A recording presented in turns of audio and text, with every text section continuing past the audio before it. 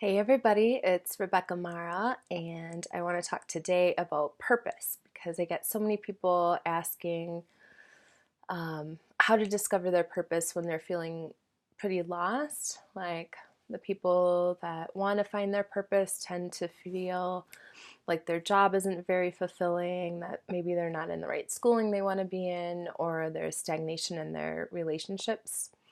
And so those are kind of these important dark nights of the soul where we don't know what's coming next and we want to discover our purpose. And usually, when people are in this stage of their process, they want to get out of it as soon as possible. And so they're only looking toward the future, and their mind is constantly looping, should I do this or that or this or that? And there's a lot of mental activity around what is my sense of purpose. The problem is that your mind won't be able to give you that answer. Your mind can help you bring your purpose to fruition by creating a plan, by creating an ability to manifest stuff in the 3D world.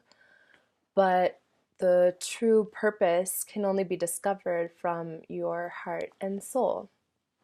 And one of the first things I want to say is that your purpose might not look the way that you think it does. And oftentimes people feel as though purpose should be something that they do. So for people, it might be like, I need to be an artist, or I need to be a healer. Um, I need to create my own business with whatever kind of apothecary thing or whatever it is that you're into. Taking people out in the wilderness. These are a lot of ideas that I hear people talk about when they're talking about their purpose. And I want to let you know that purpose is not something that you do. It's not a vocation. Your vocation might come from your purpose, but it's not something that you do. And while you're in this in between space of not knowing where you're going, oftentimes people don't see that moment as being very important. And unfortunately, when you don't think that the present moment is important, or you think there's something wrong with it, you're kind of missing the purpose of that time in your life. So if I'm resisting feeling stuck, I'm going to stress, I'm going to have looping thoughts about where to go and what to do, and I'm going to create a lot of havoc in my own mind and my own emotions. But if I see this time um, of being in between places or of being in the unknown, and I approach it with curiosity, there are a lot more options possible, because what's happening is something's not working anymore. Something's not satisfying. And that's a really important place to be because it creates growth. So that discomfort will create some kind of growth where you pursue something that is more aligned with your bliss. It's more aligned with things that enliven you. And that's how we start finding our purpose, usually because of something goes wrong and we feel lost or we're not satisfied and we need to shift something. Sometimes those things are actually just internal. Sometimes we don't need to shift a vocation or be doing something externally in order to fulfill our purpose. Now, what is really yummy and delicious about our purpose? Our purpose can be our guiding light when we feel lost. So anytime that we're feeling off track, or we're just getting kind of lost in the matrix, or we're getting lost in the humdrum, our autopilot, our habits, all of that stuff, it's really important to remember our purpose as our guiding light, because our purpose defines us. It's our guiding light. This is what I'm here on earth for. This is what makes being on earth worth it to me. And this is the energy and the principle that I want to carry through my life above anything else. So when I'm on my deathbed, I want to make sure that that I had my focus on my life. I had my focus in my life on what is most true and what is most important to me. So, in order to discover what's most true and most important to you, you need to think of all the times that in your life where something feels really right. Like something feels really right. You feel on track. You feel more real than usual. You feel like kind of lucid, like, oh, this is what it's about. It's those moments where something in something in the veil is thinner, where you feel more real. Things feel very clear. Um, it can be, for me, it's the highest energies that I've experienced. My purpose feels like it's about bringing those to the earth. And so, because I've experienced some profound and very beautiful energies where it feels like freedom, it really is liberation from suffering and humanity, and there's no egoic bondage either. That light frequency of freedom and love and union is the frequency that I intend to bring to the world. It's actually good for me to say this because it's reminding me of my purpose. And so when I'm feeling off track or my thoughts are like kind of negative or I'm losing passion, I can remember my purpose as my guiding light and be like, oh, okay, all right, I'm back on track. So it can flip you back on track pretty quickly. And it gives your life a meaning. Some of the purposes that I have found in people that I've worked with are things like the love that I give to my children and my family, like my husband or wife. The love that people give in those moments are what you're going to remember on your deathbed. The love that you gave, the love that you received.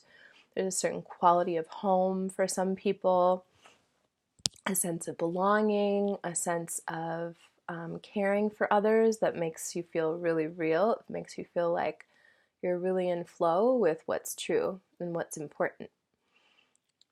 For some people, it's more of a creative thing. It's like this feeling that they get when they're making art or when they're cooking, or for some people, it's a feeling that they get when they're in the wilderness or outside for a hike, something like that. It's a feeling and a quality of reality that feels very real, that feels like, okay, I feel like myself here and this feels right.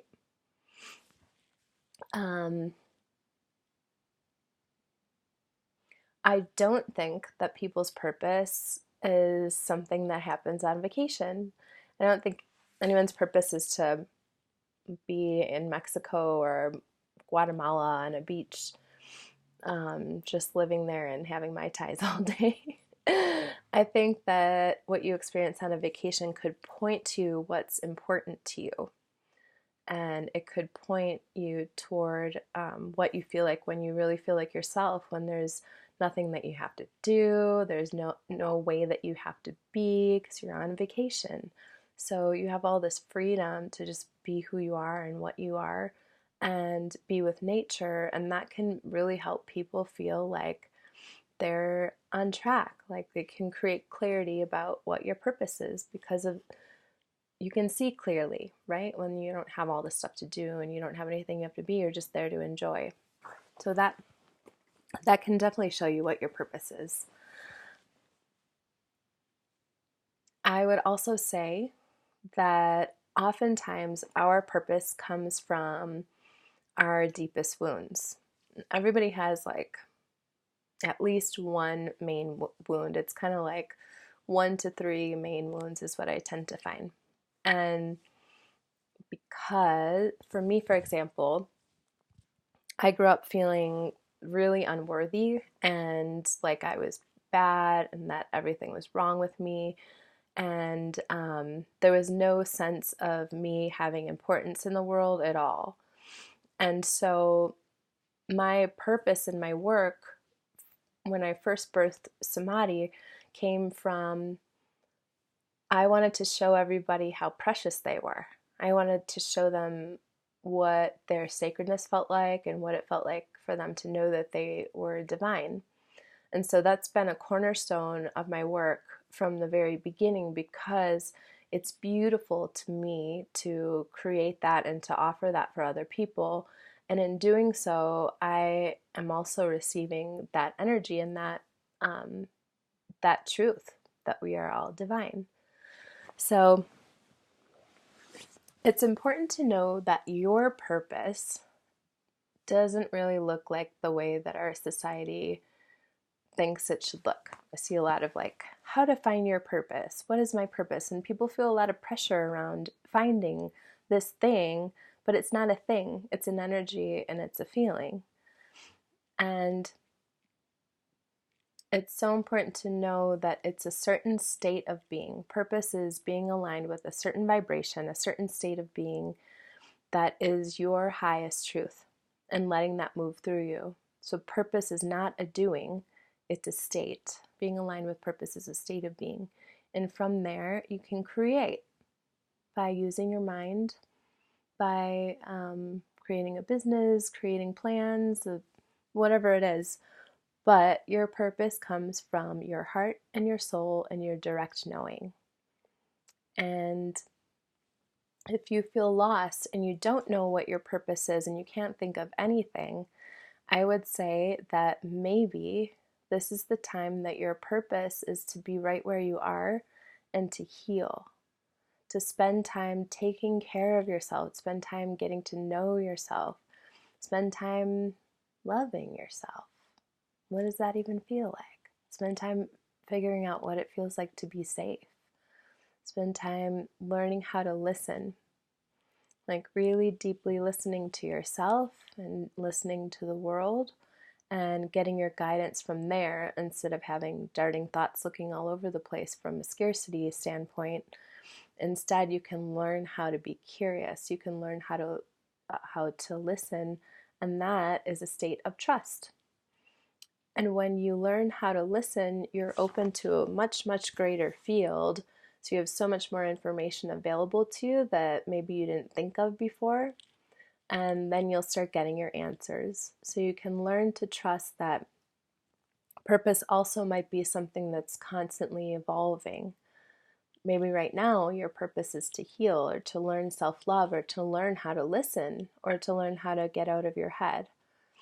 And that might change a little bit from now. Like maybe your purpose becomes to go explore or to take a few classes in something that's really interesting to you.